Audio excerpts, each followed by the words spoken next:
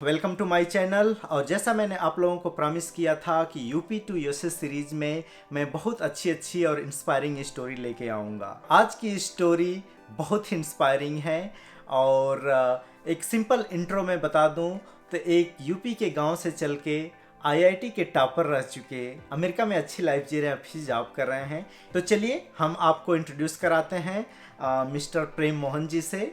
Thank you very much for taking your time and coming to my channel.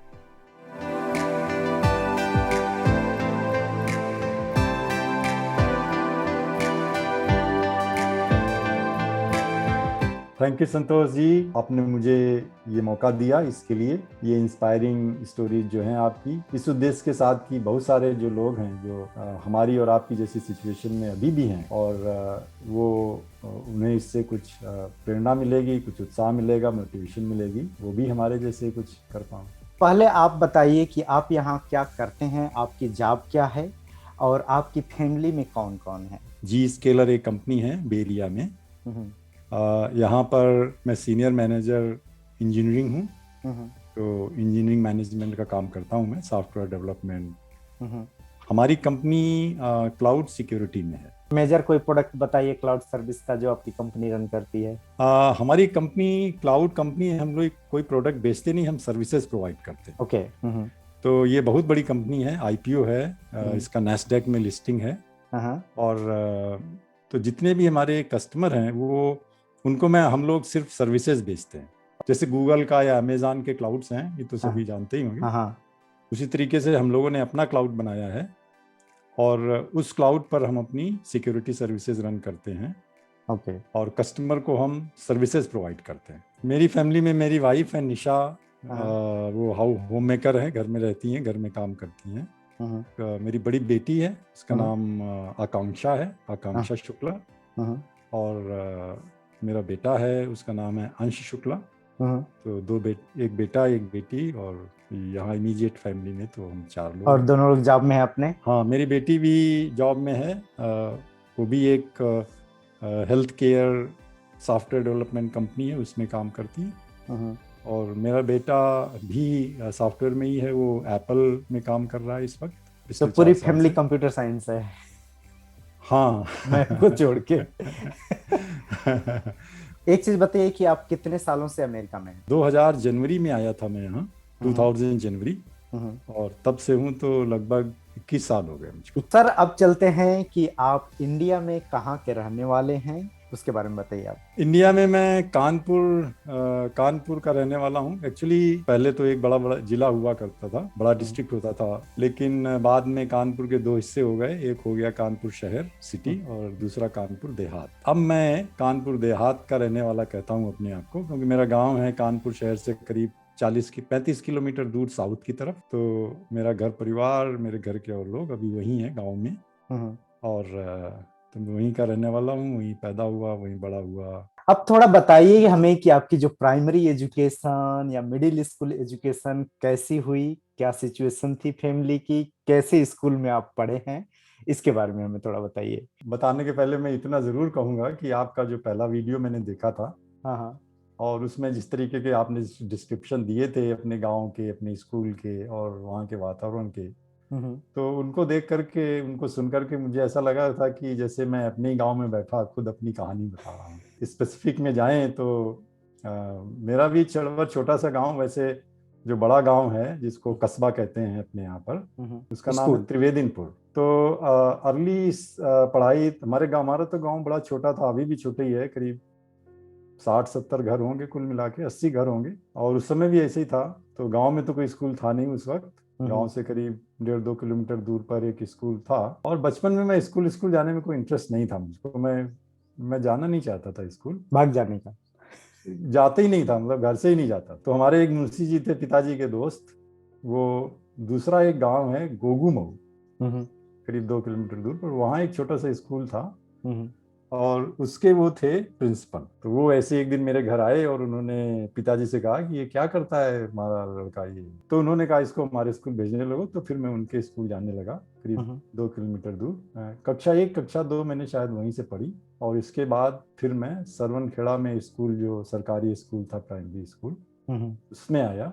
कक्षा 3, 4, 5 मैंने वहाँ से पढ़ाई की और फिर 6, 7, 8 मिडिल स्कूल भी वहीं सरवनखेड़ा गांव में था मेरे, वहाँ से पढ़ाई की और उसके बाद में फिर मैं शहर पढ़ने आया।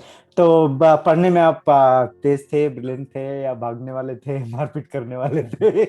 अब मैं इसके बारे में जब सोचता हूँ तो ये लगता है कि कभी कभी मैं ब्रिलियंट हो जाता था और कभी कभी मैं नॉन ब्रिलियंट हो जाता था। हाँ। ये ऊपर चढ़ा, मतलब ऊपर नीचे होती रहती थी बातें। मुझे सब चीजें बड़ी जल्दी, मेमोरी बड़ी तेज थी मेरी। तो मेमोरी भी, और एक कहे ना जो दिल से कुछ चीज जुड़ी होती है वहां की ना, हम लोग को मरते दम तक वो जल्दी याद हो रहेगी। जाती थी। यस।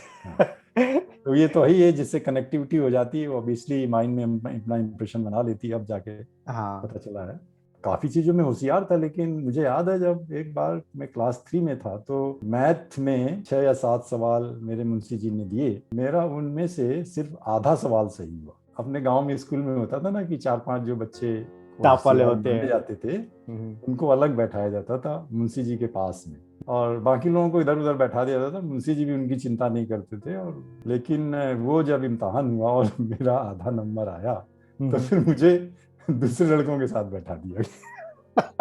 तो मुझे काफी धक्के वाली चीज थी। तो कक्षा ऐसे 5 ही आपका एजुकेशन कभी अच्छा कभी बुरा, या कोई रीजन रहता था उसके पीछे कि कभी अच्छा परफॉर्म किए कभी बुरा परफॉर्म किए? रीजन मुझे लगता था कि थोड़ा मनमौजी होना। कभी मन जैसे किया तो खूब पढ़ेंगे, नहीं मन किया तो हाँ, नहीं खूब पढ़ेंगे? पढ़े और नहीं हुआ तो बिल्कुल नहीं पढ़ेंगे। हम्म। बल्कि एक बार तो ये हुआ, मैं बताऊं, जब मैं 3rd या 4th में था, मुझे चीज़ों को बनाने का बड़ा शौक था बचपन से। तो मेरे घर में बहुत सारी टूटी फूटी साइकिलें पड़ी हुई थी, धुन सवार हो गई थी कि उसको कि मैं बनाना इसमें है। एक साइकिल को बनाऊंगा अपनी सवारी के लिए। तो मेरा सारा समय उसी में लगाने, मैं स्कूल जाना ही बंद कर दिया। करीब 1.5 महीने तक मैं गया ही नहीं। और फिर जो है उसके जो टीचर थे मेरे, वो घर में आए। मैं शाम को निकला, वो देखा वो बैठे हुए हैं चारपाई के ऊपर, मेरे भाई साहब से बात कर रहे हैं। मैं बाहर निकला तो मुझे बुलाया गया, गए नहीं। क्या कर रहे हैं? उन्होंने कहा मैं साइकिल बना रहा था। साइकिल साइकिल बना रहे थे 1.5 महीने से? हाँ, साइकिल बनी नहीं तो अब मैं स्कूल कैसे जाऊं पहले।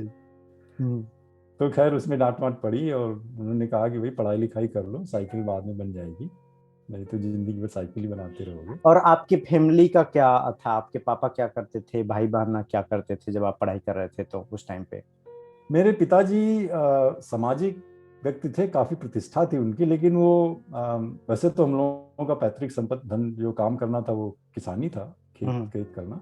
लेकिन मेरे पिताजी पॉलिटिक्स में रहते थे। वो उन्होंने कभी अपने हाथ से खेती की नहीं। वो छोटी मोटी पॉलिटिक्स में इन्वॉल्व रहते थे और घर से अक्सर वो कानपुर शहर में ही ज्यादा रहते, तो गांव में कम रहते। और उनका कोई मुस्तकिल इनकम भी नहीं थी, कोई कमाई ऐसी नहीं थी कि जो वो हर महीने घर में ला के देते हों, या तो खेती से जो हो जाता था वो हो जाता था। 6 भाई बहन जो आपसे बड़े थे वो सब कैसे पढ़ाई किए थे? क्या उनका एजुकेशन लेवल है? हाँ, उनकी पढ़ाई ज़्यादा नहीं हुई थी। मुख्य बात ये थी कि चूंकि मेरे पिताजी का कोई परमानेंट जॉब था नहीं और वो कुछ काम करते नहीं थे, तो घर में जो हमारे खेती होती थी उसी से हम लोगों का सारा गुजारा होता था। और खेती इतनी ज़्यादा भी नहीं थी। फिर तो आर्थिक परिस्थितियाँ काफ़ी ख़राब थीं। और मेरे जो बड़े भाई थे वो छोटा मोटा कुछ करते थे खेती में ही, लेकिन पढ़ाई उनमें से किसी की ज़्यादा हो नहीं पाई।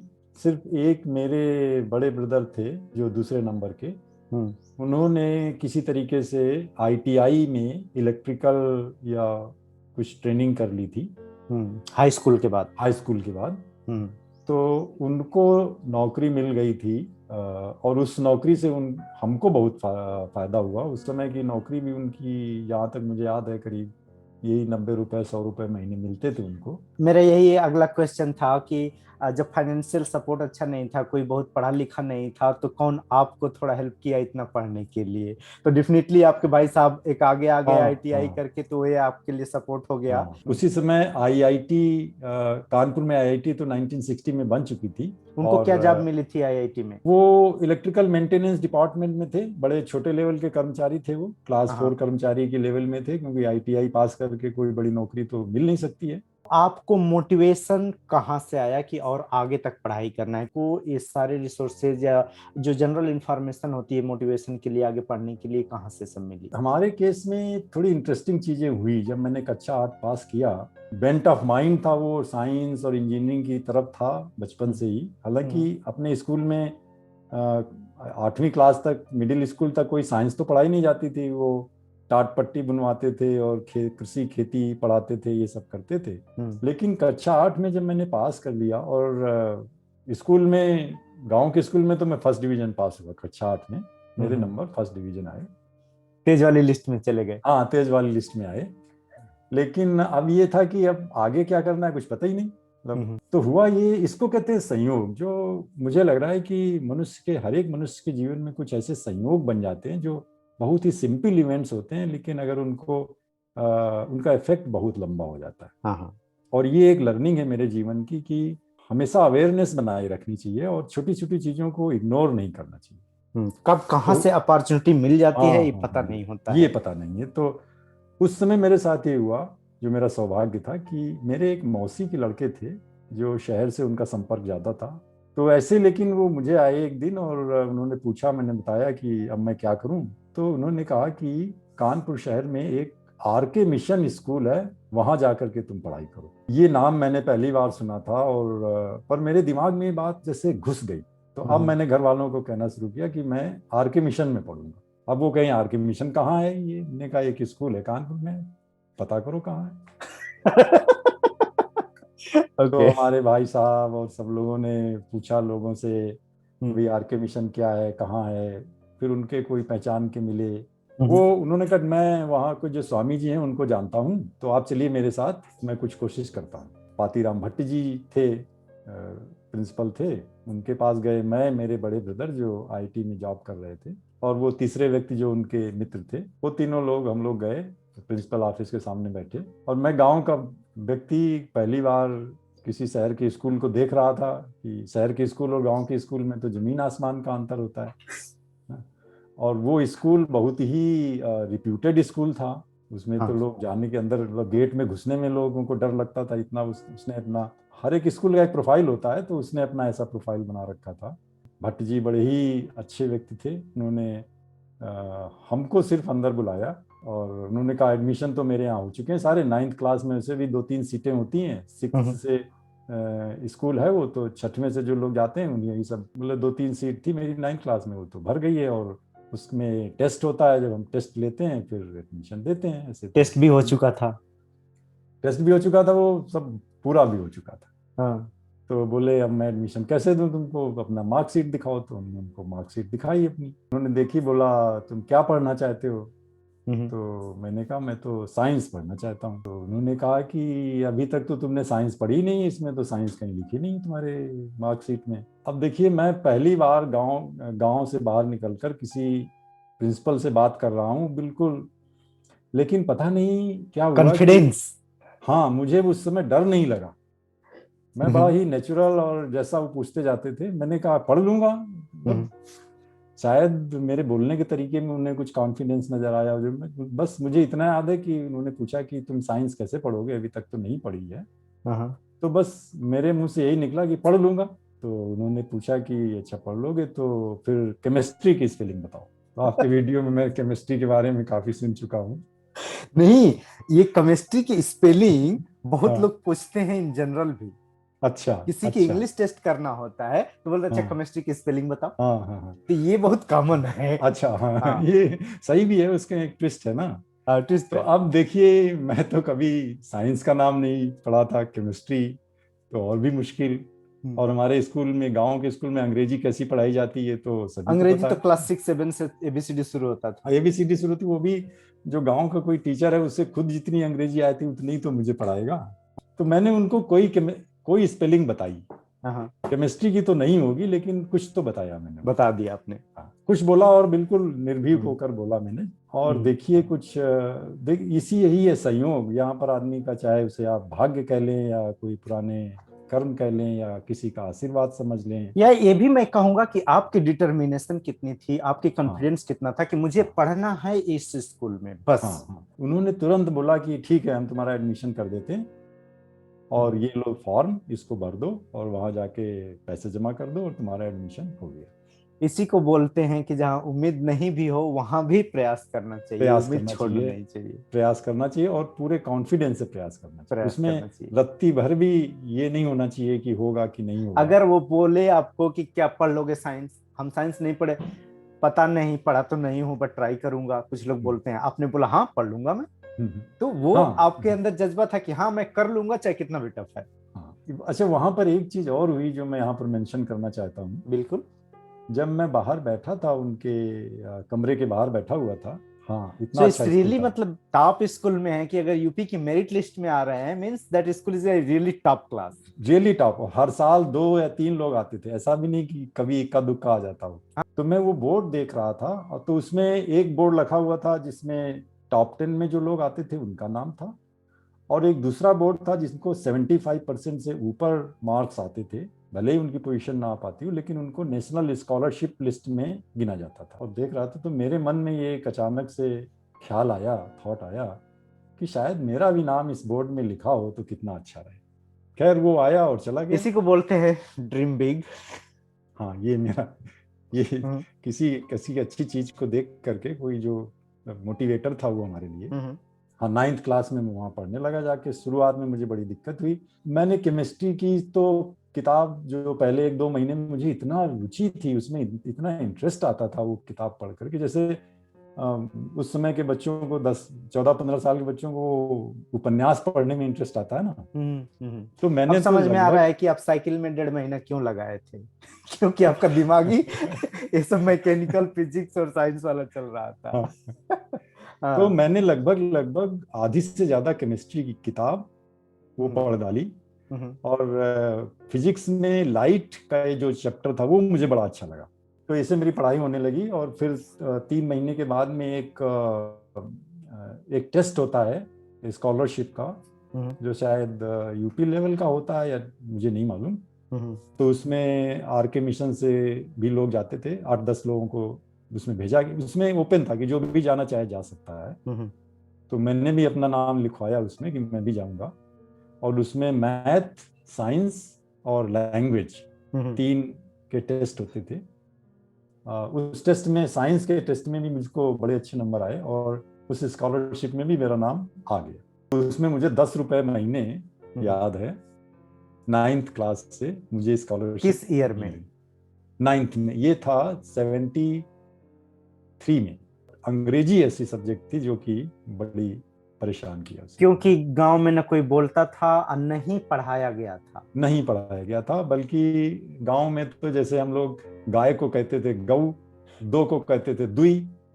क्योंकि हम लोग शुद्ध हिंदी भी नहीं बोलते थे। शुद्ध हिंदी भी नहीं बोल सकते थे ना। जब अब 1, 2, 3, 4 ऐसे बोलते थे, 1, 2 थोड़ी बोलते थे।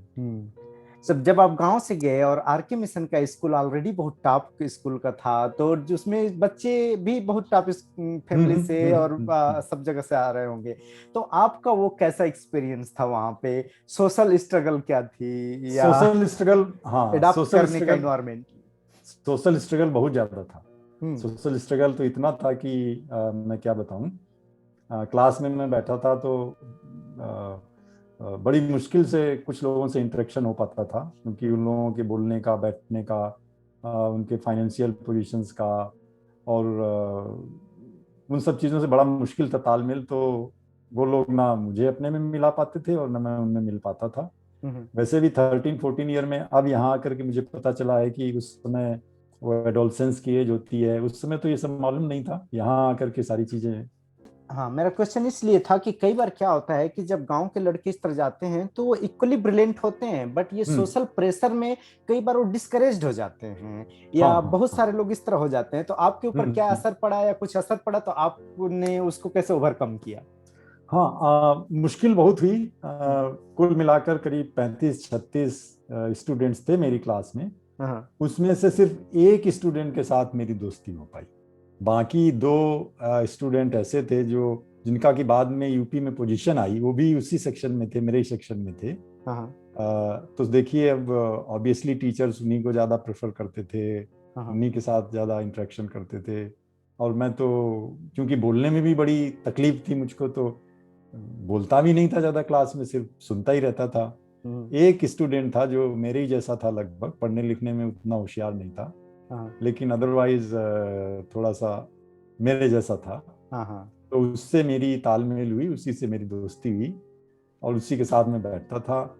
बड़ी मुश्किल हुई, 1-2 कुछ कुछ लोग मुझे परेशान भी करते थे, बुलिंग भी जिसको कहते हैं यहाँ पर। तो अब मैं तो डरता था जिन चीज़ों से किसी तरीके से, तो मैंने झगड़ा वगड़ा नहीं किया किसी से, मैं अपने आप चुपचाप चीज़ों को सहन करता रहा और फोकस था पढ़ाई पे कि पढ़ना है मुझे। हाँ, मैं तो आपका हाई स्कूल में आपका परफॉर्मेंस कैसा रहा? हाई स्कूल में मेरा परफॉर्मेंस अच्छा रहा। हाई स्कूल में वो बताने के पहले मैं एक चीज़ ये बताना चाहूँगा कि यहाँ भी मैं कहूँगा कि देखिए, कभी कभी एक दो वाक्य कोई ऐसे बता देता है और वो उसको आप अगर ध्यान से सुन के पकड़ लें और उसको समझ लें तो फिर से जिंदगी बदल जाती है। तो जैसे मैंने आर के मिशन स्कूल के नाम के बारे में बताया था, ऐसे ही हुआ कि रावतपुर एक जगह है, आईआईटी की बस से, अपने भाई साहब के पास रहता था आईआईटी में, तो रावतपुर तक मैं बस में आता था, आईआईटी की बस चलती थी, और रावतपुर से करीब 45 मिनट का रास्ता था, वो मैं पैदल जाता था स्कूल तक। आर के मिशन हाँ। तो रोज सुबह 45 मिनट जाने में, 45 मिनट आने में, वो मेरा पैदल का रास्ता होता था। हाँ। जीटी रोड थी, खूब ट्रक चलते थे, मतलब हैवीली ट्रैफिक रोड थी। पर तो एक जब मैं शायद 10th क्लास में आया और शुरुआत में ही सितंबर अक्टूबर के दौरान मैं एक दिन ऐसे ही पैदल जा रहा था, तो वहीं से मेरा एक टीचर थे जो वहाँ इंग्लिश लैंग्वेज पढ़ाते थे आर के मिशन में, वो भी रावतपुर से जाते होंगे, तो उन्होंने मुझे जाते हुए देख लिया, तो उन्होंने मुझे बुलाया, बोला चलो मेरे साथ बैठ के चलो। तो मैंने बताया, फिर उन्होंने कहा कि प्रेम मोहन, अगर तुम थोड़ी सी मेहनत करो और तुम्हारे 75% नंबर अगर आ जाएं हाई स्कूल में, तो तुमको नेशनल स्कॉलरशिप मिलने लगेगी, जो उस समय 50 रुपए महीने होती थी, और तुम्हारा आगे का सब काम बढ़िया हो जाएगा। क्योंकि पैसे भी बड़े इंपॉर्टेंट, 50 रुपए महीने तो बहुत भारी चीज थी। मेरे भाई साहब जो आईटी में नौकरी करते थे, उनको 100 रुपए महीने मिलते थे, और आपको स्कॉलरशिप 50 मिलेगी। हमको 50 रुपए स्कॉलरशिप मिलने का चांस मिल रहा था, पढ़ाई के साथ साथ किताबें भी फ्री मिल जाएंगी। उन्होंने सारा कुछ उसका मुझे बताया, तो फिर मैंने पढ़ाई और अच्छे से करनी शुरू की। वो एक बड़ा ही, वो दूसरा टर्निंग पॉइंट था समझिए। और फिर हाई स्कूल में आपने 75% लाया, और हाई स्कूल में मेरे एग्जैक्ट 75% नंबर। वाह।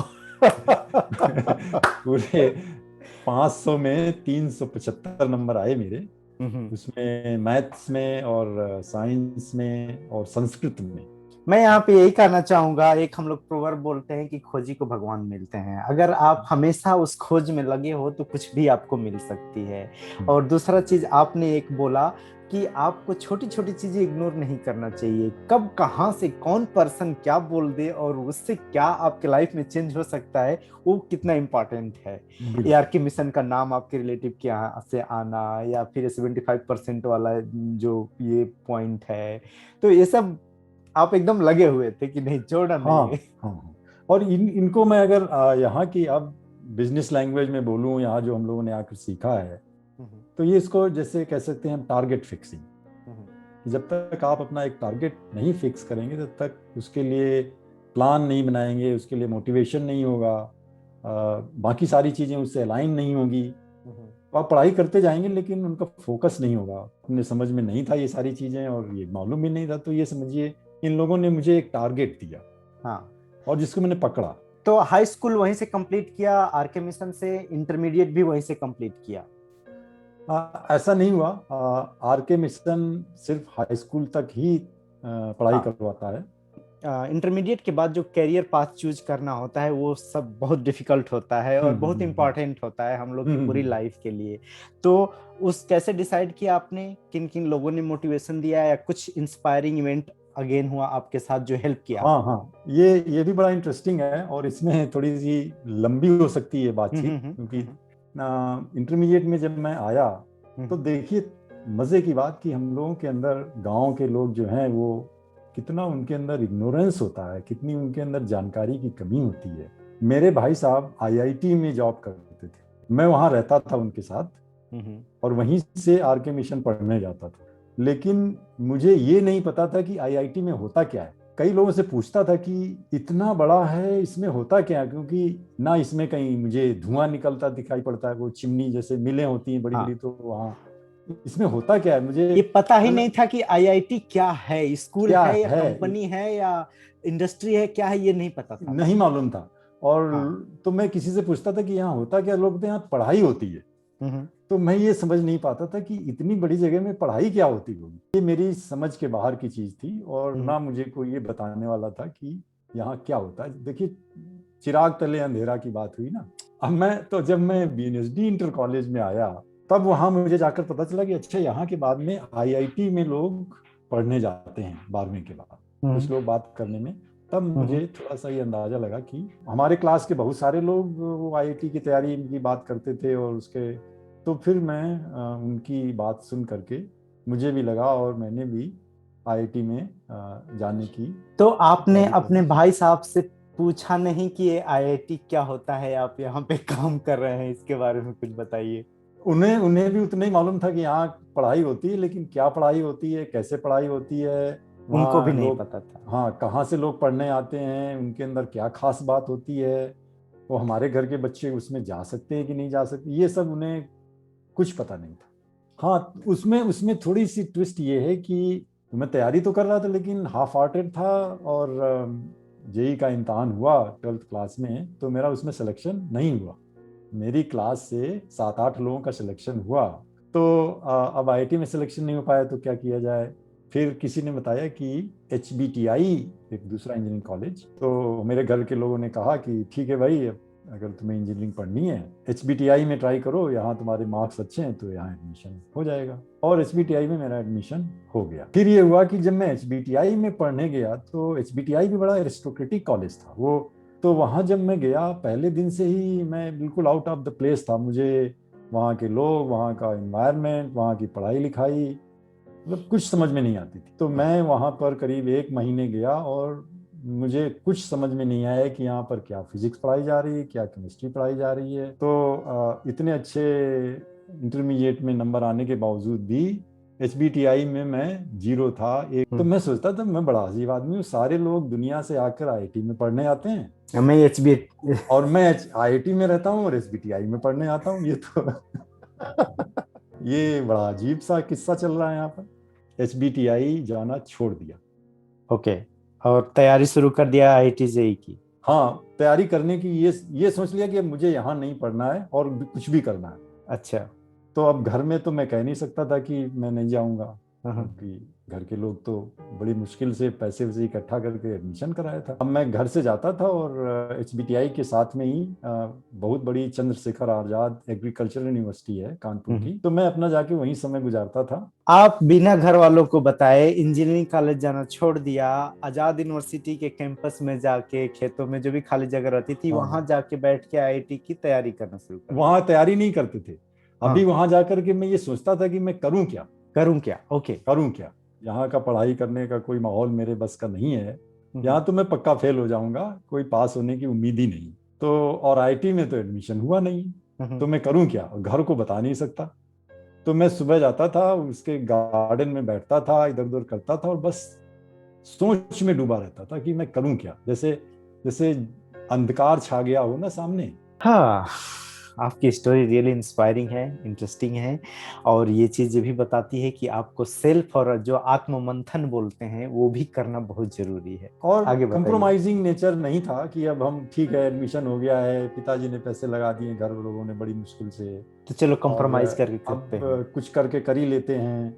समझिए कि लगभग 1 महीने में ऐसी परेशानी से गुजरा हूँ। नेगेटिव नेगेटिव सवाल नहीं आया कभी मेरे मन में, ये बात ओके। मैं कहूंगा। बट क्या करूं ये हमेशा आता कोई था। नेगेटिविटी नहीं आई मेरे मन में, बट मेरे अंदर एक आत्ममंथन, जो आपने शब्द इस्तेमाल किया, सेल्फ इंट्रोस्पेक्शन, कि मैं क्या करूं, अब मुझे अब क्या करना चाहिए, ये समझने में मैंने करीब 1 महीने गुजारा वहाँ।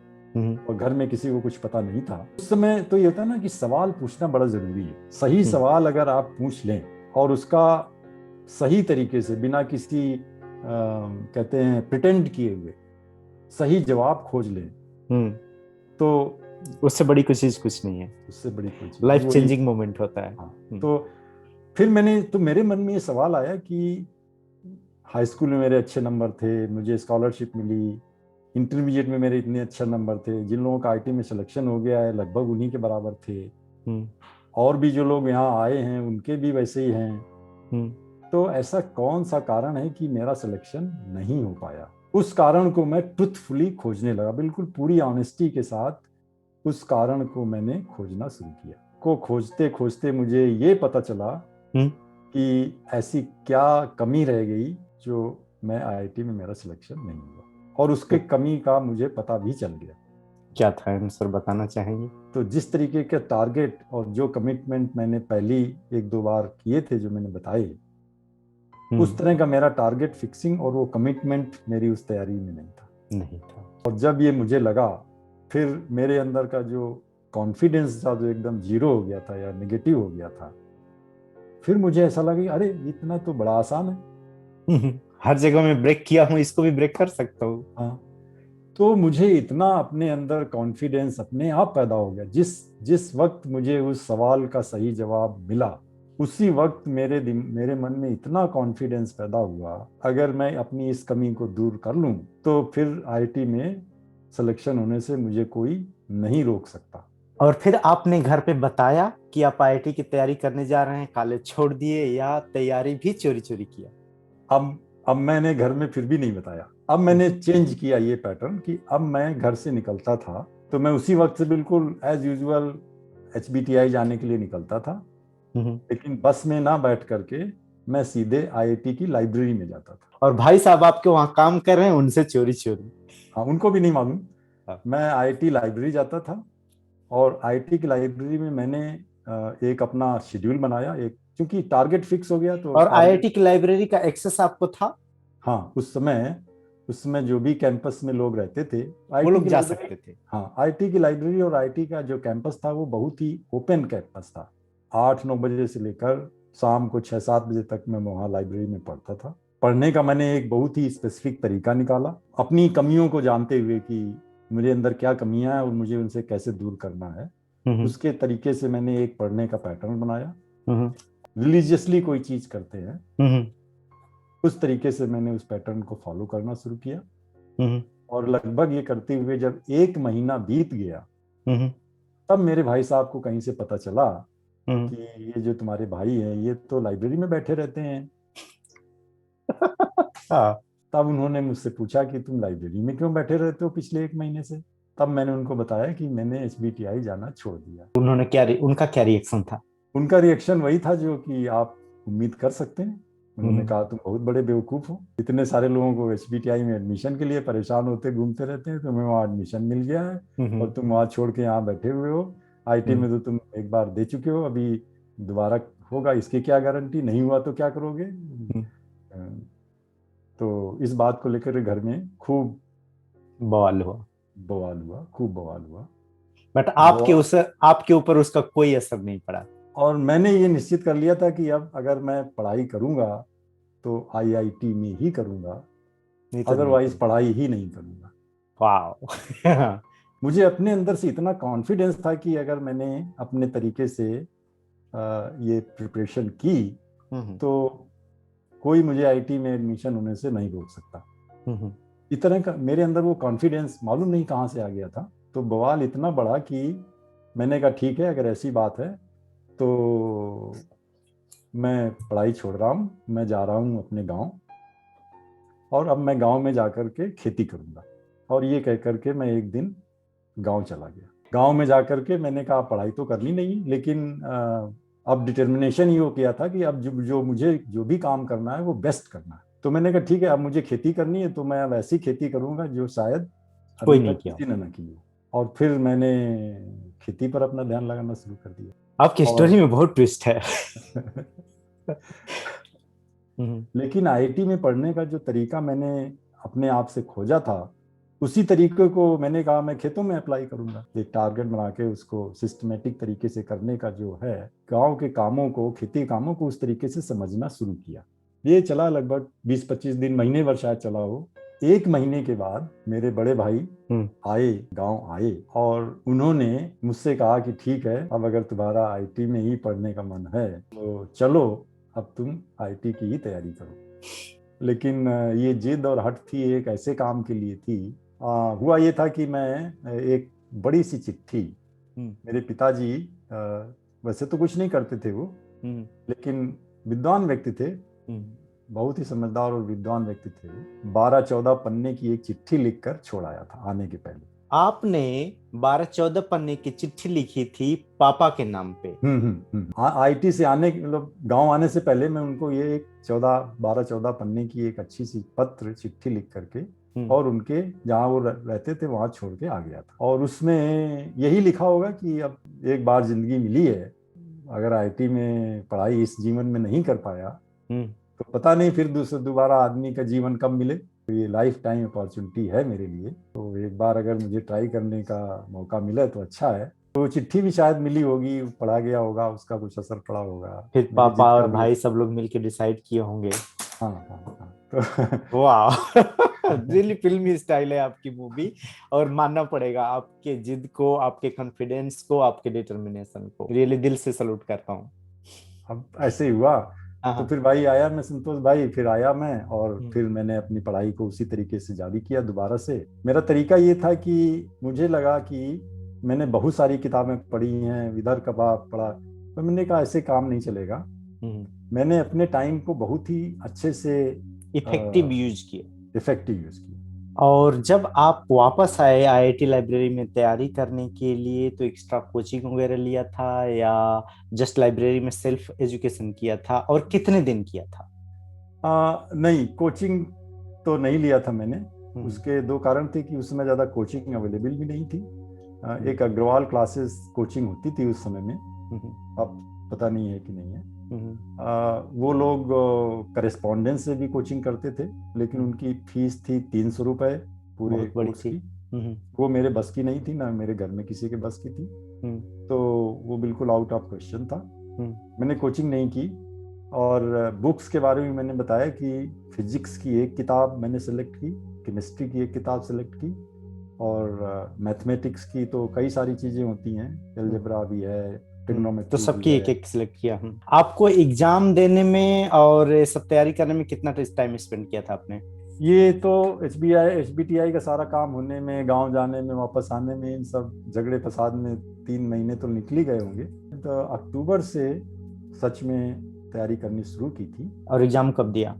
मार्च के एंड में या अप्रैल के शुरू में होता था। 6 महीने की तैयारी करके आप आईआईटी जेईई के एग्जाम में बैठे? हाँ, 6 महीने की तैयारी की मैंने, और 3 महीने तो मैंने ये सब किया, एक एक को पढ़ा, और 3 महीने के बाद में मैं इतना कॉन्फिडेंट हो गया कि अब मैं फिजिक्स, केमिस्ट्री, मैथमेटिक्स का कोई भी सवाल हल कर सकता हूँ। और लेकिन अंग्रेजी मेरे लिए तभी भी बड़ी परेशानी की बात और चले आए अंग्रेजी देश में। अंग्रेजी में वो क्वालिफाइंग मार्क्स लाने पड़ते थे उस वक्त, 28 या 30 100 में। ये सारे सब्जेक्ट तो मैंने एक एक करके पढ़े, लेकिन अंग्रेजी में रोज पढ़ता था, क्योंकि मुझे मालूम था ये सबसे बड़ी वीकनेस है मेरी। तो अंग्रेजी में 1 या 2 घंटे रोज, उसको मैं रोज पढ़ता था। अब उसमें तरह तरह की किताबें पढ़ना, स्टोरीज पढ़ना, लाइब्रेरी में बहुत सारी इंग्लिश की किताबें मिलती थी, उनको पढ़ना, उसकी ग्रामर पढ़ना। सबसे बड़ी मुश्किल की बात, और सबसे अगर मुझे लो कॉन्फिडेंस था, तो यही था कि अंग्रेजी में मेरे 28 नंबर आएंगे या नहीं आएंगे। बताइए, अंग्रेजी में 28 नंबर के लिए परेशान थे, उधर मतलब फुल कॉन्फिडेंस, उधर मेरा कॉन्फिडेंस था। अच्छा, लोग अग्रवाल क्लासेस और ये सब ज्वाइन किए हुए थे उस वक्त भी, लेकिन उनके साथ इश्यू ये था कि वो लोग अपने लिए शायद पढ़ाई कम करते हैं, अपने पेरेंट्स के लिए ज़्यादा करते थे। और उसका कारण ये है कि अग्रवाल क्लासेस जो है वो हर हफ्ते एक टेस्ट पेपर भेजता था उन्हें, और वो टेस्ट पेपर उन्हें सॉल्व करके उन्हें भेजने होते थे, और मार्क्स वो उनके पेरेंट्स को भी भेजते थे। तो पेरेंट्स पूछते थे भाई तुम्हारे नंबर अच्छे क्यों नहीं आ रहे हैं, ये तो उससे उनको बड़ी परेशानी होती थी कि पेरेंट्स को कैसे जवाब दे। तो मैंने उनके लिए एक तरीका निकाला। मैंने ये कहा कि उसमें मेरा भलाई थी। मैंने कहा देखो ऐसा करो कि जो सवाल तुम्हें नहीं आता है फिजिक्स, केमिस्ट्री, मैथ्स का, वो तुम सुबह मुझे 8-9 बजे के बीच में दे जाओ। मैं लाइब्रेरी में इस जगह पे बैठा होता हूँ, और शाम को 6-7 बजे के बाद में ले जाना, हल मुझसे ले जाओ, गारंटी के साथ। और शाम को अगर तुम मुझे दे जाओगे 9-10 बजे, तो हो सकता है अगले दिन सुबह ही दे जाए, नहीं तो अगले दिन शाम तक तो जरूर मिल जाएगा। उसका फायदा ये हुआ कि जो अच्छे सवाल थे, जो बड़े वैरायटी ऑफ क्वेश्चन था, वैरायटी, और जो मुश्किल थे जो वो लोग नहीं कर पाते थे। जो आसान वाले थे तो खुद कर देते थे, लेकिन जो मुश्किल सवाल थे वो मुझे दे जाते थे। और मेरा चैलेंज ये था कि अगर मुझे कोई सवाल दे गया है सुबह 8 बजे 9 बजे, तो मुझे उसे शाम को देना ही देना है, कुछ भी हो जाए। क्योंकि ये मेरे रेपुटेशन की बात है, अगर एक बार भी नहीं दिया तो लोग आना बंद कर देंगे, और अगर आना बंद करेंगे तो मुझे सवाल मिलने बंद हो जाएंगे।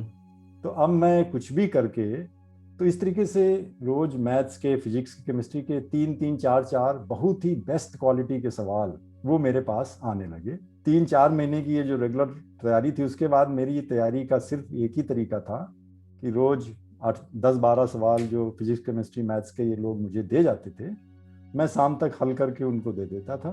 तो ये मेरी तैयारी का जो मेथड था वो काफी अच्छा रहा। हाँ, ये सेकेंड फेज था मेरी तैयारी का। तो आपका आईआईटी जेईई में क्या रैंक आया, क्या क्वालिफाई किए? फिर जब टेस्ट हुआ आईआईटी जेईई का, तो रैंक मेरा बहुत अच्छा आया। क्या रैंक आया बताएंगे?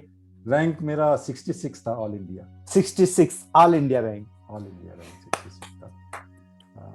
और जो आपके और जानने वाले दोस्त थे वो सब लोगों का क्या रैंक था? किसी का उसमें कई 2-4 लोगों का सिलेक्शन हुआ भी था। था रैंक 100 के अंदर तो किसी का नहीं था, 100 के बीच, मतलब टॉप 100 में नहीं थे कोई भी।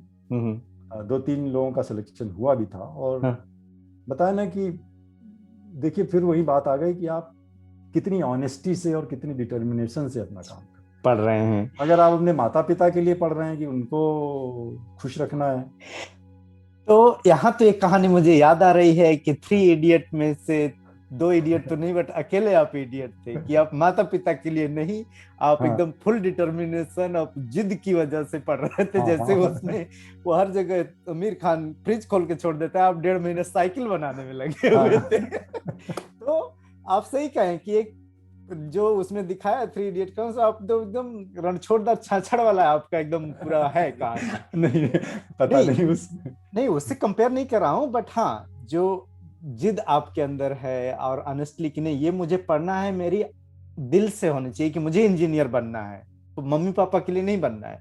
उसमें तो यही बताता है ना कि वाइल्ड लाइफ फोटोग्राफर उसको बनना था, इंजीनियर बन रहा था। तो आपने 66 रैंक लाया आईआईटी जेईई में, और फिर आपने कोर कौन सा चूज किया? तो काउंसलिंग के टाइम में जब मैं गया, तो वहाँ पर तमाम सारे सब्जेक्ट्स की लिस्ट होती है, और ये होता है, आप पता ही है काउंसलिंग का तरीका।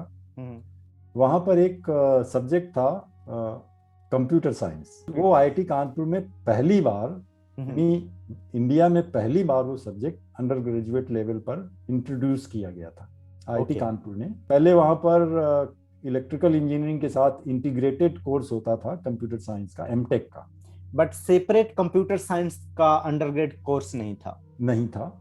तो वो एक नाम आया उसमें लिस्ट में। तो बाकी लोगों को इलेक्ट्रिकल इंजीनियरिंग, मैकेनिकल इंजीनियरिंग यही सब मालूम थे। तो जब मैंने देखा लिस्ट, मैंने पूछा ये क्या है, किसी ने बोला ये है कंप्यूटर साइंस। तो मैंने कहा मैं तो ये लूंगा। सब फिर ये कंप्यूटर साइंस क्या होता है, तो किसी को पता ही नहीं था कंप्यूटर साइंस क्या होता है।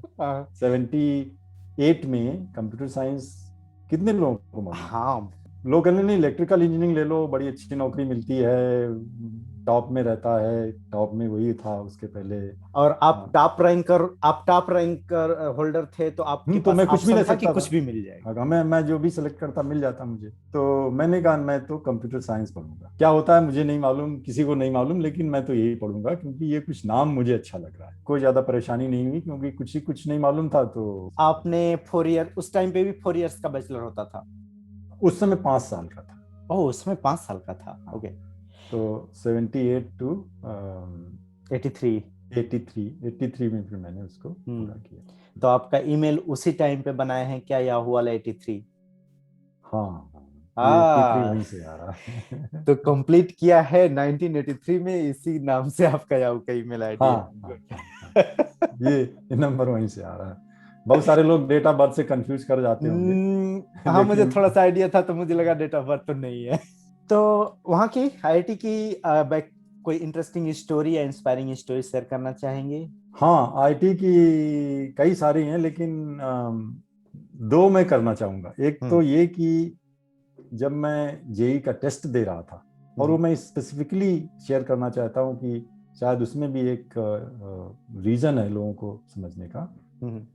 जब मैं वहाँ फिजिक्स का क्वेश्चन पेपर सॉल्व कर रहा था, तो जब मैंने उसको पढ़ा, सो मुझे उसमें से 13-14 सवाल शायद थे उसमें, मुझे एक भी सवाल समझ में नहीं आया और मुझे लगा कि ये तो इनमें मैं एक भी सॉल्व नहीं कर सकता। और सोचिए कि उस मोमेंट में मेरी क्या मनोदशा रही होगी कि मैं ISBTI छोड़ करके बैठा हुआ हूँ, घर वालों से झगड़ा किए बैठा हूँ और यहाँ एक भी सवाल नहीं आ रहा है। इतनी सारी मेहनत की है और टॉप टू बॉटम मुझे एक भी सवाल समझ में नहीं आ रहा। सोचा अब क्या किया जाए, ये तो बड़ी प्रॉब्लम होगी। तो मैंने सोचा कोई बात नहीं है, ऐसा करते हैं कि इसमें से एक को तो कोशिश करते हैं, कोई भी एक पिक कर लेते हैं। जब कोई नहीं आ रहा है, सभी बराबर हैं, तो कोई एक पिकअप कर लेते हैं, एक सवाल कोई पिक कर लेते हैं और सॉल्व करते हैं। 3 घंटे में एक ही हो जाएगा तो काफी हो कि आना तो कुछ भी नहीं है, 3 घंटे का टाइम तो काटना ही है। अब मैंने रैंडमली एक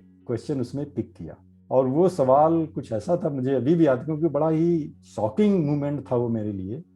तो दिमाग में बस गई वो चीज़ कि एक बड़े कमरे में जिसका इतना लंबाई है, इतना चौड़ाई है और उसकी इतनी जो है वो ह्यूमिडिटी है परसेंटेज, उसमें इतने सेंटीमीटर का एक कप रखा हुआ है, इसमें इतना पानी भरा हुआ है, तो आधा घंटे पौन घंटे के बाद में वो कप में कितना पानी रह जाएगा। इस तरह का कुछ सवाल था वो। अब ये तो सवाल हल करना है मुझे, मतलब एडमिशन तो मेरा गया क्योंकि इसमें तो कुछ आता ही नहीं, पर मुझे तो एक सवाल हल करना है, 3 घंटे टाइम काटने हैं तो हल करते हैं। मैंने उसको फंडामेंटल तरीके से उसके बारे में सोचना शुरू किया और फिजिक्स जो पढ़ी थी मैंने, तो विद इन 2-3 मिनट्स मुझे लगा कि ये सवाल तो ऐसे हल हो जाएगा। मैंने उसको हल कर दिया और फिर आपको कॉन्फिडेंस आ गया। अब वो सवाल जब मैंने हल किया तो मैंने कहा ये तो बड़ा अच्छा हुआ है, तो बड़ा आसान था ये, तो इसमें कुछ डरने की बात ही नहीं थी। अब फिर मैंने कहा चलो एक और पिक करते हैं। तीसरा सवाल पिक किया, चौथा सवाल पिक किया, होते होते तीसरे घंटे के अंत तक जो उसका लास्ट सवाल था वो मैं ऑलमोस्ट हल कर दिया था। शायद 5 या 7 मिनट और मिलते मुझको तो वो भी मैं पूरा ही कर देता, बट काफी छीन ली गई। लेकिन वो 3 घंटे खत्म हो गए। तो जब मैं वो क्वेश्चन पेपर वहां पर जमा करके और चलने लगा, तो उस क्लासरूम का जो इन्विजिलेटर था, जो प्रोफेसर था, उसने मुझको ये बात कही जो मुझे अभी तक याद है, you will be selected. Wow उसको सेंस हो गया था आपके बारे में देख के। मुझे नहीं मालूम, लेकिन उसने मुझको ये बात कही और मैंने उसको सुनी। मैंने मुड़ के नहीं देखा कुछ करूं, मैंने जस्ट सुना और I just came out of the class. दूसरी कहानी ये कि जब मैं एक कंप्यूटर साइंस का ये एक सब्जेक्ट था और हर सेमेस्टर में 3 एग्जाम होते हैं, first semester, second semester and final. तो फर्स्ट सेमेस्टर का जो इम्तहान हो रहा था उस सब्जेक्ट का, वो था कुछ डेटा प्रोसेसिंग और इस तरह का कुछ। तो जब सवाल वो बांटा गया तो मैंने देखा उसे क्वेश्चन पेपर को, और फिर मेरी वही हालत की कुछ समझ में ही ना आवे कि इसमें क्या, कोई सवाल समझ में ना आवे। मैंने फिर इधर गर्दन उठाई और अपना इधर बगल में जो बैठा था, कंप्यूटर साइंस में 20 लोग थे और सभी टॉप रैंकर थे, अब जिनके टॉप रैंक आए थे वही लोग उसमें गए थे। तो मैंने अपने साइड में देखा कि वो जो बैठा है वो भी अपना ऐसे सर खुजा रहा है, उसकी भी बत्ती चली गई है। फिर मैंने अपने बाएं दाएं देखा तो मैंने देखा वो भी ऐसे कुछ छत की तरफ देख रहा है। फिर मैंने पीछे देखा, वो भी, तो सारे के सारे मुझे जो है ना वो परेशानी दिखी। कोई क्वेश्चन मार्क हल करते हुए मुझे नहीं दिखा। तो अब ये देख करके अचानक से मुझे बड़ी जोर की हंसी आई। मतलब इतना ऐसी उन्मुक्त हंसी शायद जिंदगी में मुझे कई 2-4 बार आई होगी। एक जैसे ना रिलीविंग हंसी जिसको कहते हैं कि मैं अकेले नहीं हूँ, क्योंकि यहाँ तो ये वो है क्या कहते हैं उसको, कर्व बेस्ड ग्रेडिंग है, कोई एब्सोल्यूट ग्रेडिंग तो है नहीं है। अगर सबके 0 आएंगे तो सबको A मिलेगा। तो मैंने कहा सभी एक ही जैसे हैं। मैंने कहा मैं कोई खास मूर्ख नहीं हूँ, यहाँ जितने बैठे सब। तो मैं एकदम ऐसा ठाके मार के, तो टीचर बोला अरे क्या हो गया प्रेम मोहन तुमको? हमने कहा सर हुआ कुछ नहीं है, मुझे लग रहा था कि मैं ही सबसे ज्यादा मूर्ख हूँ, लेकिन यहाँ सब मेरी जैसे हैं तो बड़ा अच्छा लगा। तो एक चीज ये लगेगा, आपकी कहानी जान के एक चीज ये लग रहा है कि जहां एकदम आप होपलेस हो जा रहे हैं वहां भी आप हार नहीं मान रहे हैं। आरके मिशन में स्कूल का कंपटीशन, टेस्ट वगैरह, एडमिशन सब हो गया है? नहीं, फिर भी ट्राई कर रहे हैं आप? या फिर एडमिशन का तैयारी करना था? ये जो आपने बोला कि इंट्रेंस के एग्जाम में पूरा 15-20 क्वेश्चन नहीं आ रहा है, फिर भी एक शुरू किया, फिनिश किया सारा आपने, वहां भी हार नहीं माना, होपलेस। और ये कहानी अगेन आप बता रहे हैं। तो ऐसे में क्या होता है कि जब हम लोग होपलेस हो जाते हैं तो कुछ नहीं आता है, फिर हार मान के हम हाथ पे हाथ रख के बैठ जाते हैं। बट आपने हार नहीं माना, फिर नहीं, एक शुरू करते हैं, इसको देखते हैं, और फिर इसके बाद एक एक करके सारी बैरियर तोड़ते गए। तो ये आपसे सीखने लायक चीज है, और जो लोग भी इस चीज को देख रहे हैं, सबको इस चीज को सीखना चाहिए कि कभी भी हम लोग को हार नहीं माननी चाहिए। हाँ, ये इस तरह की आदत डेवलप करनी चाहिए। हाँ। प्रैक्टिस की बात है ये, शायद कुछ एक लोगों एक को नहीं नेचुरली भी आएगी। आ जाती होगी, और अदरवाइज एक प्रैक्टिस की जाए इस बात की, पॉजिटिव तरीके से हर चीज को लिया जाए कि ठीक है, कुछ नहीं आ रहा है तो जो आता है वही करते हैं, या कोशिश ही करते हैं, ऑनेस्टली कोशिश ही करते हैं। वहां से कंप्यूटर साइंस में अंडर ग्रेजुएट कंप्लीट करने के बाद आपको जॉब कैसे मिली? तो फिर मुझे अपट्रॉन ने दूसरी नौकरी दी। अपट्रॉन लखनऊ में, जो पैसे भी ज्यादा देने, उन्होंने 1600 रुपए देने का बोला, कि 400 रुपए का अंतर काफी था उस वक्त। लखनऊ में रहना है, पास में लखनऊ भी रहना है, तो इसलिए फिर मैंने अपट्रॉन ज्वाइन की। लेकिन 1 साल में रहा वहाँ, ज़्यादा दिन नहीं रहा। उसके बाद मुझे ओएनजीसी में जॉब मिला। उस समय वो भी नंबर 1 की कंपनी, अभी भी बड़ी अच्छी कंपनी है इंडिया अभी में। बड़ी अच्छी कंपनी है, मुझे भी जॉब मिली थी, अनफॉर्चुनेटली नहीं ज्वाइन कर पाया। फिर मैंने तो ओएनजीसी में मुझे जॉब मिली। उनका सीस्मिक डेटा प्रोसेसिंग का बहुत बड़ा सेंटर था देहरादून में। मैंने वहाँ जो 2 साल तो मैं फिर वहाँ रहा। फिर मुझे बॉम्बे भेजा गया। बॉम्बे में मैं रहा क्योंकि मैं बड़ा अच्छा परफॉर्मर था वहाँ, तो उन्होंने मुझे अपने स्पॉन्सरशिप पर एमबीए भी करवाया। ओएनजीसी में मुझे कई सारे मेरिट प्रमोशन भी मिले। और 96 में आकर के मुझे ऐसा लगा कि ओएनजीसी में सॉफ्टवेयर का उतना अच्छा काम नहीं हो नहीं पाएगा हो जो रहा मैं है। करना चाहता। हाँ। तो मैंने उसको छोड़ा, और मुंबई में ही एक एक्सपोर्ट प्रोसेसिंग जोन है हाँ। सेंटा क्रूज में, जहाँ हाँ। पर बाहर की कंपनियों ने अपने ऑफिसेस खोले हुए हैं। तो वहाँ एक कंपनी थी यूएस की, डिजिटल टूल्स नाम था उसका। उनका इंजीनियरिंग सेंटर था, वो मैंने ज्वाइन। तो वहाँ पर इंजीनियरिंग का पूरा जो डिवीजन था वो मेरी जिम्मेदारी में था। सारा सॉफ्टवेयर डेवलपमेंट करना, उसको अमेरिका भेजना। 25-30 लोग थे उस समय उसमें। तो वो सारा जिम्मेदारी मैंने वहाँ संभाली। तो फिर क्या वही कंपनी के थ्रू ट्रांजिशन हुआ आपका यूएस में? लगभग तो 96 से 2000 तक मैं था उस कंपनी में, वहाँ बॉम्बे में। 2000 में उस कंपनी को, यहाँ पर वैली में एक डॉक्टर सुहास पाटिल है, कि बड़े ही फेमस पर्सनालिटी हैं, लोग जानते हैं। उन्होंने उस कंपनी को एक्वायर कर लिया। जैसा एक्विजिशन के बाद में होता है, बहुत सारे लोगों को निकाल दिया जाता है, बहुत सारे लोगों को रखा जाता है। तो उन्होंने मुझको फिर बोला कि तुम यूएस आ जाओ, और यहाँ वो अपने कुछ नए काम करना चाहते थे। तो उसकी जिम्मेदारी उन्होंने हमको दी। तो उस सिलसिले में मैं 2000 में यूएस। जनवरी 2000 से आप तो बाद में फिर कंपनी चेंज कर दिया अभी? हाँ, वो बाद में मैंने कई सारी कंपनी चेंज की, क्योंकि 2000 में रिसेशन आ गया। जो उनके प्लान्स थे वो सब खत्म हो गए। उन्होंने अपने इन्वेस्टमेंट को चेंज .com कर बबल। दिया। हाँ, .com बबल हुआ। तो फिर मैंने और दूसरी कंपनीज ज्वाइन की। उसमें भी बड़ी परेशानियां हुई। H1 में आया था मैं यहाँ पर, और उसके बाद 9/11 हो गया, तो H1 की प्रोसेसिंग, ग्रीन कार्ड की प्रोसेसिंग, उसमें बहुत समस्याएं खड़ी हुई। वो एक बड़ी डिफरेंट कहानी है, जिसमें बड़े अप्स डाउन्स हुए। आपकी कहानी जान के मुझे बहुत अच्छा लगा, बहुत इंस्पायरिंग है। आप कुछ लोगों को सजेस्ट करना चाहेंगे, कुछ बताना चाहेंगे? जैसे आप भी गांव से आए हैं, मैं भी गांव से आया हूं। बहुत सारे रिसोर्सेज हम लोग के पास नहीं होते हैं, इधर फाइनेंशियल, फिर इनफ जो एजुकेशन का बेस नहीं होता है, या कई बार हम लोग सोचते हैं कि यार हमारे पास ये नहीं है, नहीं तो हम पढ़ के आगे निकल जाते हैं। उनके लिए आप क्या बोलना चाहेंगे?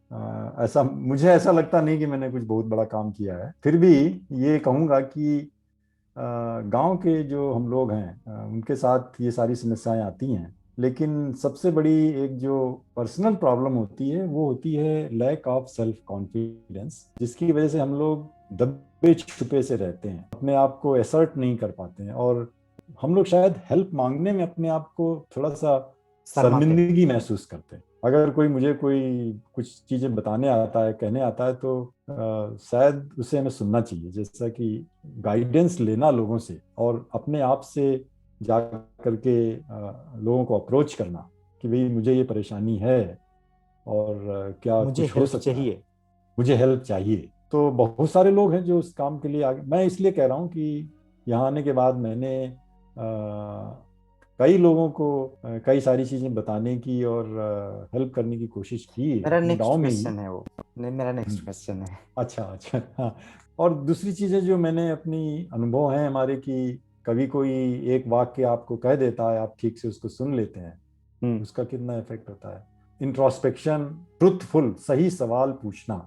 यस। अगर आपने सही सवाल पूछ लिया और ऑनेस्टली उसका सही सवाल निकाल, उत्तर मिल गया, तो वो भी एक बड़ा ही टर्निंग पॉइंट हो जाता है। और ऑनेस्टली जो आपका पैशन है, जो आप करना चाहते हैं, उसको पूरा ऑनेस्टली कीजिए। आप हमारे जैसे सिमिलर बैकग्राउंड से हैं, हम लोग की स्टोरी काफी कनेक्टिंग है। डेफिनेटली मैं आईआईटी से तो नहीं हूँ। हमारे जैसे लोग जो यूएस में आए हैं, न्यू हैं, बहुत आगे जाना चाहते हैं, आप हमारे जैसे लोगों के लिए क्या एडवाइस देना चाहेंगे? डेफिनेटली मैं अपने करियर में बहुत सारी, मैं भी प्रॉब्लम फेस कर रहा हूँ यूएस आने के बाद। बहुत सारे चीजें हैं मैं इसे ब्रेक करना चाह रहा हूँ, प्रॉब्लम है, में भी हम कभी शेयर करेंगे। बट आप हमारे जैसे न्यू कमर जो आ रहे हैं, वो कैसे यूएस कल्चर को में और बेस्ट परफॉर्म कर सकते हैं? आप अपना एक्सपीरियंस कैसे शेयर करना चाहेंगे? आप कुछ हमें गाइड करना चाहेंगे हमारे जो यूएस के व्यूअर हैं उनके लिए? कोशिश करते हैं हालांकि। हाँ तो हाँ। जो मेरे मन में आता है मैं बताता हूँ, एक उदाहरण के साथ बताऊं। जब मैं यहाँ आया था शुरू शुरू में, तो एक बार मैं डिज्नीलैंड गया था। मुझे जो देखा, मैंने उसमें तीन चीजें मैंने निकाली, एब्स्ट्रैक्ट किया उनको। वो ये कि अमेरिका के लोग दुनिया में आज नंबर 1 हैं। तो उसके कारण जब मैंने सोचे तो मुझे तीन कारण समझ में आए, और वो ये थे, समराइज करता हूँ कि think impossible, think future, think impossible, think think future. Future and think big. Impossible है उसको सोच। जब डिज्नीलैंड गया तो ऐसी सी चीजें उन लोगों ने बना रखी कि आप सोच ही नहीं सकते कि ऐसा हो सकता है। और इतनी भारी भारी बना रखी, इतनी बड़ी बड़ी बना रखी है कि आप सोच ही नहीं सकते इतना बड़ा भी कुछ हो सकता है। और फ्यूचर, वो 10 15 20 साल के आगे क्या होने वाला है, इसकी वहाँ कोई सोच नहीं। वहाँ 50 साल के बाद क्या होगा, 100 साल के बाद क्या होगा, इतनी फ्यूचरिस्टिक है चीजें। इतनी फ्यूचरिस्टिक चीजें हैं वहाँ पर। तो एक चीज तो मुझे ये समझ में आई कि यहाँ पर आने के बाद में जो यहाँ का कल्चर है इस देश का, हम्म। वो ये इन तीन चीजों में मैंने समराइज किया। थिंक बिग, छोटी चीज तो कभी सोचो ही नहीं। थिंक इम्पॉसिबल, अगर पॉसिबल है तो उसके बारे में क्या सोचना, कोई ना कोई तो सोच ही रहा होगा। और थिंक फ्यूचर, जो आज हो रहा है उसके बारे में नहीं। तो ये तो हो गए एक तरीके के मूल मंत्र, जो मैं कहूँगा कि सब लोगों को उसी से सोचना चाहिए। दूसरा मैं ये कहूँगा कि हम लोग थोड़े असर्टिव नहीं हैं। हम लोग एक्चुअली असर्टिव नहीं हैं, हम लोग एग्रेसिव नहीं हैं, हम लोग असर्टिव नहीं हैं। हम लोग वो यहाँ के कल्चर में बहुत ज़रूरी है। ये यहाँ का कल्चर है। आप अपने ऑफिस में, आप अपने चीज़ों के बीच में अगर एग्रेसिव नहीं है, आप अगर असर्टिव नहीं है, तो जो सही है वो आप नहीं कह पाएंगे, और कोई कहेगा और आप रह जाएंगे। यस। मैं ऑनेस्टली बता रहा हूँ, ये प्रॉब्लम मैं फेस कर रहा हूँ, किया हूँ, एंड आपका सजेशन हेल्प करेगा। अमेरिका में जितना जो कुछ भी हुआ है, आप देख लीजिए। लिफ्ट है, गूगल है, उबर है, ये जो कंपनियां बनी हैं, अमेजॉन है, फेसबुक है, टेस्ला है। टेस्ला है, हाँ। एयरबीएनबी है, ये जितनी भी कंपनियां हैं, they have worked on the cutting edge of the law. तो आपको थोड़ा रिस्क लेना पड़ेगा। यस। सो रिस्क लेना अनदर बिग, हाँ। जो मैंने फेस किया और मैं अपने दोस्तों में फेस करता हूँ कि हम लोग रिस्क नहीं ले रहे हैं, हम्म। और उसकी वजह से हम अपने आप में कंप्रोमाइज कर रहे हैं, करियर में, फाइनेंशियल ग्रोथ में, ईच एंड एवरीथिंग में। हो सकता है। तो ये मेरा भी यही अनुभव है। और मुझे सीखने में ये काफ़ी समय लगा, और इसीलिए शायद प्रोफेशनली मैं उतना अच्छा नहीं कर पाया जितना कि कर सकता था या करना चाहिए था, जो एक्सपेक्टेशन हो सकती थी। उसके बहुत सारे कारण थे, लेकिन ये भी एक कारण था कि हम लोग चाहे इंडियन कल्चर, ये हो सकता है कि सिर्फ हमारे अंदर नहीं, गांव से आने की वजह से नहीं हो, ये हमारे, एज ए होल इंडियन मैं देख रहा हूँ। हाँ, ये हम लोगों को करना चाहिए। We have to be very aggressive, we have to be very risk taking and, लेकिन इन सब चीज़ों के लिए मेहनत भी करनी पड़ेगी। यस, अगेन एक चीज मैंने एक्सपीरियंस किया कि बहुत सारे हम लोग मेहनत करते रहते हैं इंडिया से यूएस पहुंचने के बाद, कुछ लगता है अच्छा बहुत काफी फ्रीडम हो गई, कई बार हम लोग स्लो डाउन हो जाते हैं। हाँ। और रिलैक्स हो जाते हैं, एंड बाय द टाइम जो आपका जो पीक पीरियड था जिसमें आप इफेक्टिवली यूज कर सकते थे और बहुत कुछ बना सकते थे आप as a career, as a financial, as a startup और कुछ भी, वो पीरियड में आप रिलैक्स हो जाते हैं और फिर लगता है कि टाइम तो मेरा 5 years निकल गया, व्हाट आई वाज डूइंग। और तो ये चीजें मैं मेरे एक्सपीरियंस में भी यही है। रिलेटिवली मैंने बहुत कुछ किया यहाँ पर और आई एम वेरी सेटिस्फाइड। बच्चे हमारे अच्छे पढ़े लिखे निकले, उन्होंने अच्छे से पढ़ाई की, सब सेट हो गए, और वो हमारे यूजुअली इंडियन फैमिलीज में सारे बच्चे अच्छे ही निकलते हैं। So thank you very much sir, thank you very much for suggestion, और आपका सजेशन मुझे पर्सनली भी बहुत हेल्प करेगा, एंड डेफिनेटली हम लोग कनेक्शन में रहेंगे, बहुत और सारी चीजों पे बात करेंगे। बट आपकी स्टोरी से मैंने बहुत सारी चीजें कंक्लूड किया है और भी लोगों को जानना चाहिए, जो मुझे लगा, क्योंकि आप अपनी बड़ाई करने में भी कोताही बरत रहे हैं बट आपकी स्टोरी में जैसे मोटिवेशन एक हम लोग को लंबे टाइम तक ड्राइव करके ले जाती है, और आप हर जगह आप मोटिवेशन खोज रहे थे। डिटर्मिनेशन और जो जिद कह लें वो आपके अंदर बहुत स्ट्रांग और बहुत अच्छी थी, कि जैसे आईआईटी में जाना है तो हमें आईआईटी में जाना है, अगर हमको हमको आर के मिशन में जाना है तो भाई आर के मिशन में एडमिशन चाहिए, चाहे किसी भी हद तक चाहिए। एंड आपकी फाइटिंग स्पिरिट, उम्मीद नहीं है फिर भी हम फाइट करेंगे, और फाइट करके आपने ब्रेक किया। जैसे एडमिशन नहीं होना आर के मिशन में, स्टिल फाइट कर रहे हैं, ट्राई कर रहे हैं। आईआईटी के फर्स्ट एग्जाम में 15-20 क्वेश्चन नहीं आ रहे हैं, स्टिल आप फाइट कर रहे हैं और लास्ट में सब सॉल्व किए। अंडरग्रेड के फर्स्ट ईयर के एग्जाम में भी जो भी था आपने हंसी के बाद सारे क्वेश्चन सॉल्व किए। तो जो आपके अंदर जो फाइटिंग स्पिरिट थी वो बहुत अच्छी थी। एंड दूसरी एक चीज जो मुझे अच्छी लगी और हम सब लोगों को ये गेन करना चाहिए कि हमारे सराउंडिंग में बहुत सारी अपॉर्चुनिटी होती है, उसको फाइंड करना हमारा काम है। कोयले में हीरा भी होता है, कोयला भी होता है, अब आपको पहचानना है। तो कब कहाँ से आपको क्या गाइडेंस मिल जाए, किसी चीज छोटी भी चीज को इग्नोर नहीं करें, सारी अपॉर्चुनिटी आपके अराउंड है, आपको उसको यूज कीजिए और अच्छे से यूज कीजिए। अगर ये और अप्रोच करना पड़ेगा, अगर आपकी जरूरत है तो आपको जाकर के लोगों को अप्रोच करना पड़ेगा।